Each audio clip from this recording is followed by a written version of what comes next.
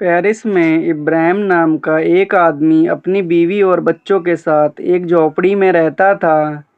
वह साधारण गृहस्थ था, पर था बड़ा धर्मात्मा और परोपकारी। उसका घर शहर से 10 मील दूर था। उसकी झोपड़ी के पास से एक पतली सी सड़क जाती थी। एक गांव से दूसरे गांव को यात्री इसी सड़क से होकर आते जाते थे। मार्ग में विश्राम करने की कोई और जगह न होने के कारण यात्रियों को इब्राहिम का दरवाज़ा खटखटाना पड़ता था। इब्राहिम उनका उचित सत्कार करता। यात्री हाथ मुंह धोकर जब इब्राहिम के परिवार के साथ खाने बैठते, तो खाने से पहले इब्राहिम एक छोटी सी प्रार्थना कहता और ईश्वर को उसकी कृपा के लिए धन्यवाद देता। बाद में अन्य सब व्यक्ति भी उस प्रार्थना को दोहराते। यात्रियों का इस प्रकार सत्कार करने का क्रम कई सालों तक चलता रहा, पर सदा सबके दिन एक से नहीं हो जाते। समय के फेर में पड़कर इब्राहिम गरीब हो गया। वह और उसकी बीवी बच्चे दिन में एक बार भोजन करते और एक बार का भोजन बचाकर यात्रियों के लिए रखकर छोड़ देते थे।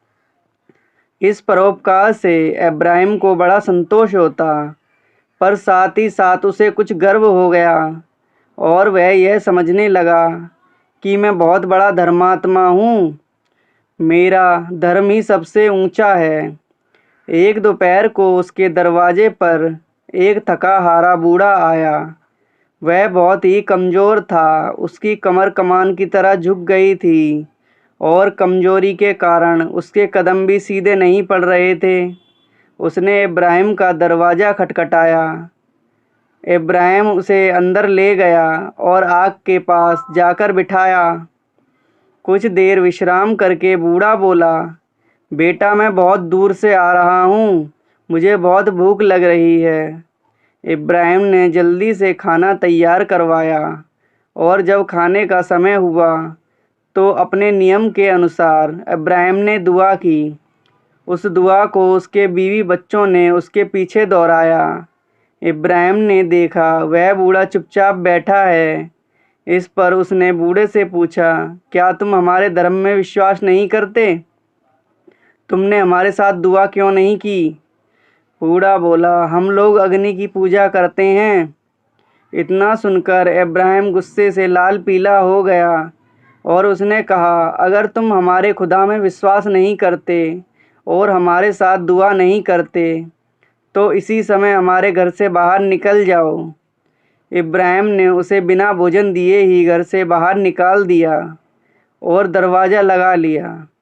पर दरवाज़ा बंद करते ही कमरे में अचानक रोशनी छा गई और एक देवदूत ने प्रकट होकर कहा, इब्राहिम, यह तुमने क्या किया?